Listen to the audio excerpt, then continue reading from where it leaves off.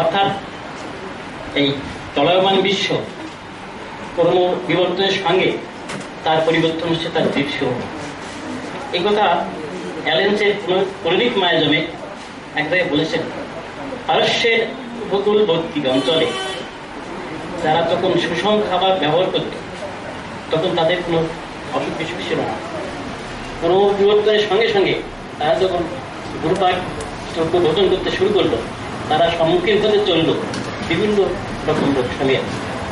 তাই আজকাল মানুষের মন যে আমাদের জীবনযাত্রা জটিল থেকে কঠিনতর, অর্থাৎ সেখানে মানুষের মন অনেক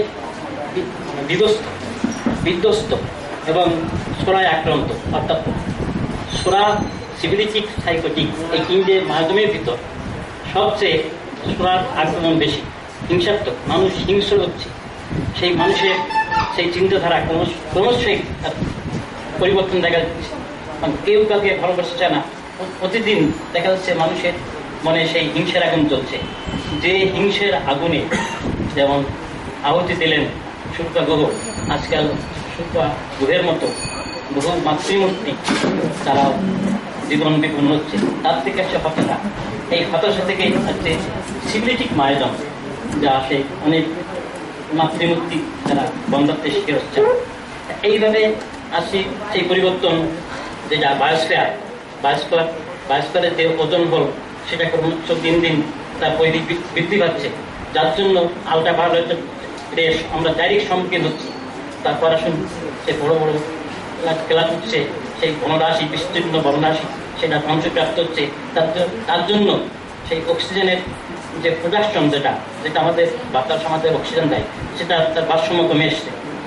আবুল কালাম একসময় তার একটা স্বাস্থ্য বিবৃতিতে বলেছিলেন, তিনি বলেছিলেন আগামী 20 বছরের ভিতর লোকে অক্সিজেন সিলিন্ডার নিয়ে ঘুরবে, আর ক্যান্সার এবং ডায়াবেটিস প্রতি ঘরে ঘরে দেখা যাবে। এটা সত্য, সেই 20 বছর কেন তার আগেই শুরু হয়ে যাচ্ছে। যা হোক, আমাদের যে আজকাল যে রোগসমূহ তার ভিতর সবচেয়ে বেশি দেখা দিয়েছে sugar, diabetes, heart disease, cholesterol, এ সমস্ত। এর কারণটা কি? আজকাল আমরা কিছুদিন আগে দেখেছিলাম নবরত্ন অর্থাৎ নজন বিজ্ঞানী এই সমস্ত রোগের কারণ হিসেবে লিখে দিয়েছেন ফ্যাট। এই ফ্যাট আমরা যে পরিমাণ আজকাল আমাদের প্রধান মেনু হচ্ছে ফ্যাট, এনিম্যাল, প্রোটিন। এগুলো আমরা যে পরিমাণ আহার করি, দেখুন হোটেল যান, রেস্তোরাঁয়, পারিবারিক অনুষ্ঠানে, এটাই প্রধান মেনু। যা হোক, আমরা যে পরিমাণে এই খাবার গ্রহণ করি সেই পরিমাণে এনজাইম আমাদের লিভার, যকৃৎ সে কখনো সরবরাহ করতে পারে না। তার জন্য সেই ফ্যাট থেকে হয় ফ্যাটি অ্যাসিড। এই ফ্যাটি অ্যাসিড আছে লিভারে, তার সঙ্গে সাইটোকাইন নামে একটা এনজাইম রয়েছে, আরেকটা যেটা গ্লাইকোপ্রোটিন, সেটা একটা বিষাক্ত প্রোটিন। এই সাইটোকাইন আর গ্লাইকোপ্রোটিন এইগুলো একসঙ্গে যকৃতের যে যকৃৎ নয়, এটা হচ্ছে প্যানক্রিয়াস, আপনাশয়, সেখানে যে তাদের সেই বাধাপ্রাপ্ত করছে ইনসুলিনকে, তোমরা সুগার ভেঙো না।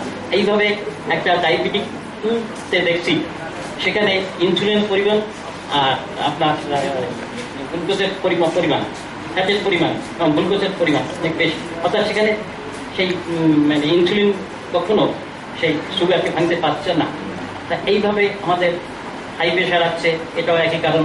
যদি প্রচুর ফ্যাট ইনসুলেশন না হয়ে, সংশ্লেষণ না হয়ে, সেটা হচ্ছে ফ্যাটি অ্যাসিড হয়ে তার সেই লুমেনকে, আর্টারির যে ওয়ালকে বলে লুমেন, যে মাঝখানে ছিদ্র, সেটা ক্রমান্বয়ে তাকে ডিক্রিজ করছে। আর্টারি ওয়াল ডিক্রিজ, প্রেশার ইনক্রিজ। এইভাবে আপনার চলে আসুন এবার হার্টে প্রোটিন সিনথেসিস হচ্ছে না, তার জন্য সেখানে যে পাইরুভিক ওষুধ তৈরি হচ্ছে না, পাইরুভিক অ্যাসিড, যেটা আমার হার্টের যে এসএনএফ লোডকে পুষ্ট করে, যেটা আপনার কার্ডিয়াক আউটপুট তৈরি করে, সেটাও ব্যাহত হচ্ছে। এইভাবে যদি এসএনএফের কর্মক্ষমতা যদি কমে যায়, সেই যে পুষ্টি যদি পাইরুভিক অ্যাসিড যদি না তৈরি হয়, তাহলে সে পরিমাণে এসএনএফ তৈরি করতে পারছে না। তার থেকে যে রক্তের যে চাপটা ভেন্ট্রিকেলে বেশি হচ্ছে এবং পরিকেলে সেই পরিমাণে রক্ত যাচ্ছে না, সেখানে কি হচ্ছে, লাঞ্চেও সেই পরিমাণে রক্ত পাচ্ছে না। এর থেকে কার্ডিয়াক আউটপুট কম হওয়ার জন্য হার্ট ডিজিজ, নানান রকম হার্ট ডিজিজ হচ্ছে, ইন্ডোকার্ডাইটিস, পেরিকার্ডাইটিস, বিভিন্ন রকম হার্ট ডিজিজ। এইভাবে কিডনি স্টোন, প্রোটিন যখন সিনথেসিস হচ্ছে না, তারপর এইভাবে কিডনি স্টোন হচ্ছে। তা এই যে প্রোটিন সিনথেসিস, ফ্যাট সিনথেসিস এই অভাব হচ্ছে, আমরা সেরকম ধরনের কায়িক পরিশ্রম করছি না।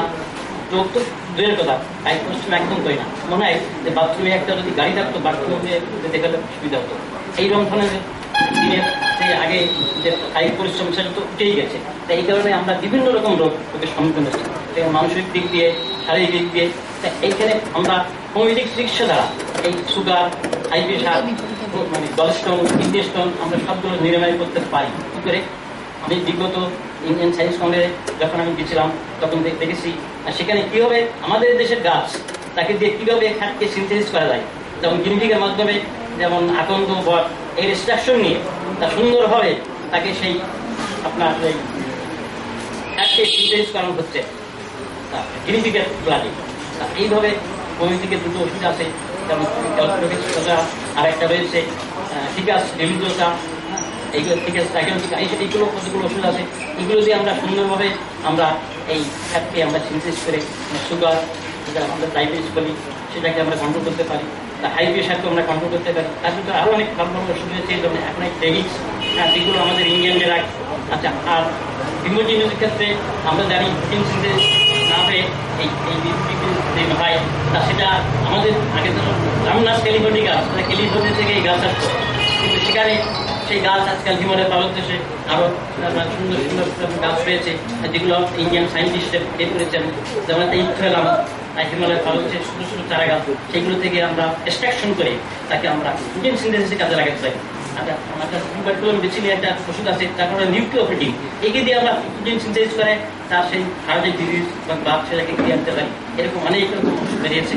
তা এইসব ক্ষেত্রে আমরা হোমিওপ্যাথি এবং যোগার সাহায্যে আমরা বিভিন্ন রকম রোগ, যেমন হার্ট, তারপর আপনার রিউমাটিজম, গলস্টোন, এই সমস্ত কেস আমরা ইজিলি আমরা আরোগ্য লাভ করাতে পারি। আর